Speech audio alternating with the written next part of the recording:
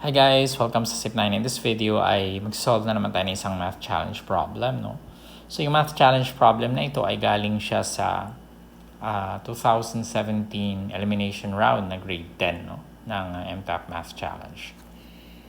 Ang problem, nabasahin natin, the center of a circle lies on the line 2x plus 5y equals 42.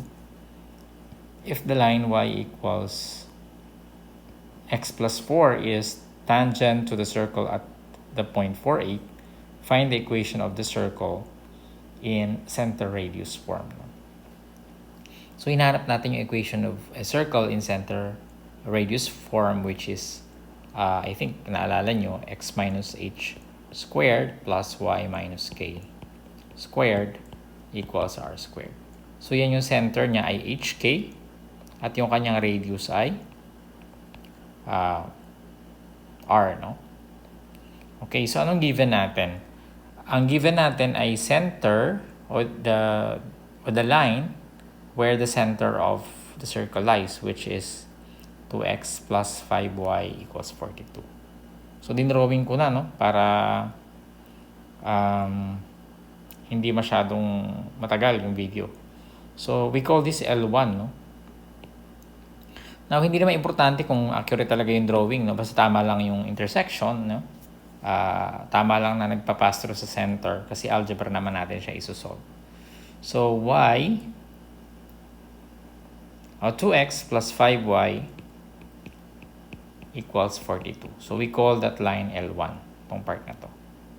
Tapos, there's a tangent line at 48, no? Ito yung 48. Yung point of tangency. At yung equation ng line, which is tatawagin natin L2, is y equals x plus 4. Okay? And ngayon, alam natin pag yung ang isang line ay tangent, yung radius na nagko-connect from the point of tangency to the center, no? Pag dinraw natin yung radius na yan ay perpendicular doon sa tangent line. So that's an additional information na hindi nasulat yan, but because it's from one of the theorems na naaral natin sa math. Okay? So, ang first step natin is to find the equation of this line, no? Yung perpendicular. No? Kasi, pag nakuha natin yan, ay makuha na natin yung center kasi nag-intersect yung L1 tsaka L3, di ba? So, nag-intersect yung L1 at L3 dun sa center ng circle. Okay, so ang una natin gagawin ay find the equation of L3. Pangalawa, pag nakuha na natin yung L3, yung equation niya, makukuha na natin yung center, no? Kasi nag-intersect sila. So, find HK, which is the center of the circle, the intersection of L1 and L3. So, pag nakuha na natin yung HK, ang hindi na lang natin alam yung R, no? So, number 3, find R. Ano yung R? Distance siya from 48. It's a distance from 48 up to HK. So, the distance between HK and 48. Okay? So, okay na. Yan yung outline ng solution natin. So, find the equation of L3. Sabi natin, yung tangent line tsaka yung the line containing the radius are perpendicular to each other. No? Ibig sabihin, anong masasabi natin sa slope nila? Remember that for 1, we have find equation of L3. So, related siya sa L1. Related siya sa L2, no? which is, ang equation ay y equals x plus 4. So, since perpendicular sila, yung slope of L3, no, is equal to the negative reciprocal of the slope of L2. No? So, hindi ko na i-define, no? Basta alam nyo na yung M3 is slope ng line ng L3 at saka M2 ay slope ng L2. So, ang slope ng L2 ay 1x. So, 1 siya, di ba? Y sa y equals mx plus b, m yung slope.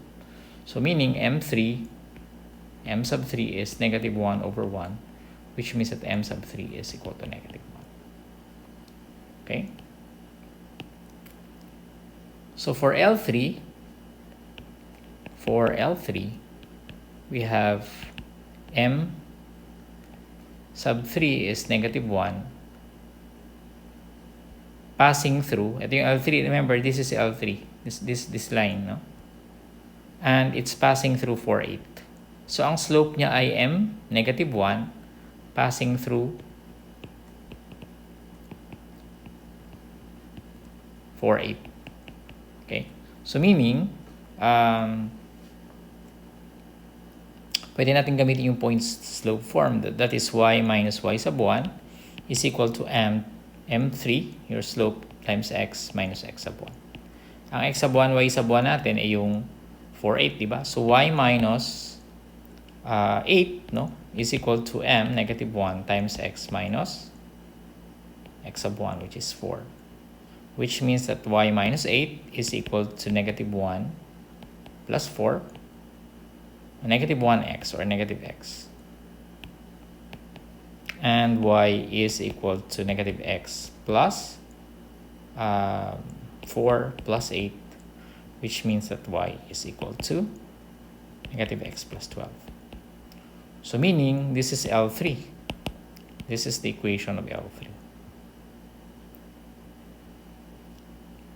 So, ang L3, ang kanyang equation ay negative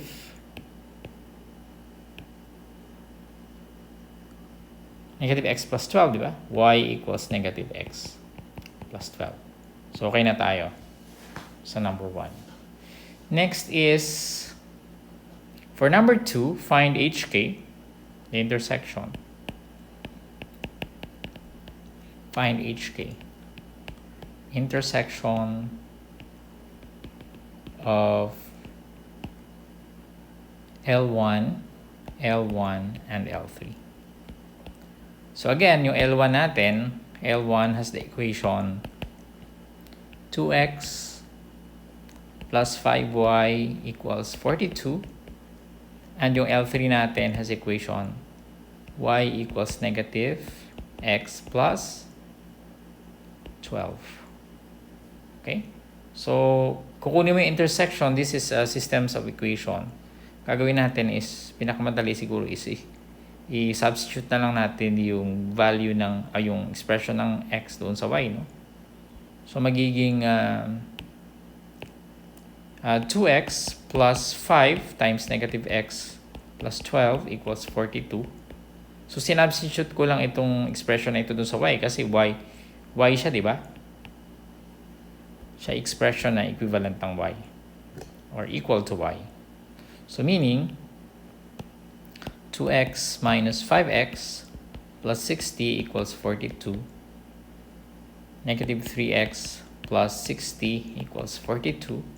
Negative 3x is equal to 42 minus 60 or negative 18, which means that x is equal to 6. So, divide both sides by 3. By 3, by negative 3. No? So, x is equal to 6, no? And then this is h, di ba? This is h. Hanap natin yung hk, di ba? And for k, we have, kunin natin yung value ng y. So from L3, from equation ng L3, we have y equals negative x plus 12. And since may x na tayo, y equals negative 6 plus 12, which means that y is equal to 6. Okay?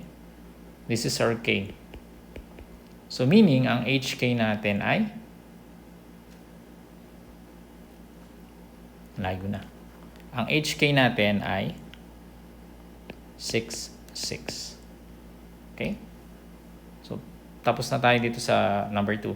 Number 3, we get the radius, the length of the radius by finding the distance between 6, 6 and 4, 8. So, 6, 6 and 4, 8. For number 3, find r. The distance between hk. Pero ngayon, alam na natin yung hk, 6, 6 and 4, 8. So, you find the distance using the distance formula. So, d equals square root of y sub 2 minus y sub 1 squared plus x sub 2 minus x sub 1 squared. Okay? At ano ba yung x sub 1, y sub 1 natin? X sub 1, y sub 1, x sub 2, y sub 2. No?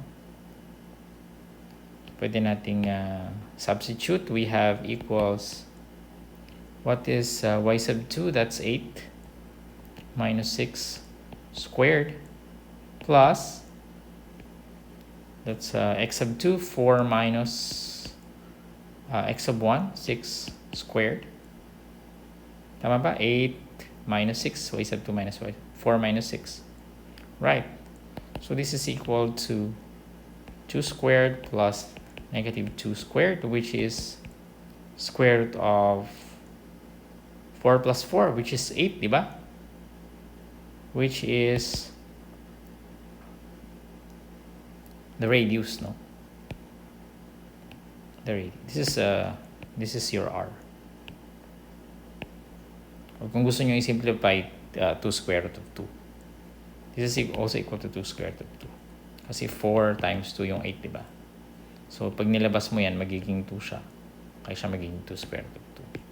But doesn't matter because isa-square din natin yan later. So, nakuha na natin yung hk at nakuha na rin natin yung r. The last part is to substitute dito sa equation. Okay, so, magiging x. Remember our hk is 6, 6 and r is square root of 8. So x minus h squared plus y minus k squared is square root of 8. Sorry, r squared muna. R squared.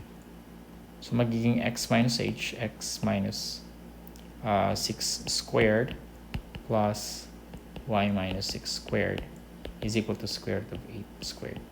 Kung gusto nyo i-simplify, pwede nyo x minus 6 squared plus y minus 6.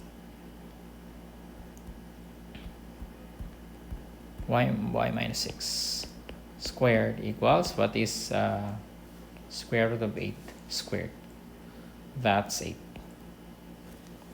Okay? So, ngayon, kung gusto nyong i-drawing yan, no?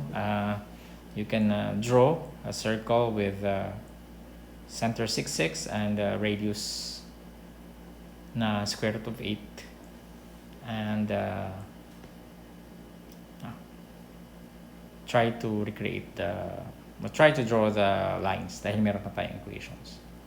Okay, so that's it. Sana ay may natutunan kayo dito sa ating tutorial, no? Medyo mahaba siya, but I guess napakaganda kasi ang dami niyang concept na kinu-connect slope, equation of a line, intersection of lines by systems of equations, and distance formula, and circle, equation of a circle. So daming konsepto na magkaka-connect. Okay, so huwag niyo kalimutan mag-subscribe sa ating channel, youtube.com/user/ip9ph. Maraming salamat. See you in the next video.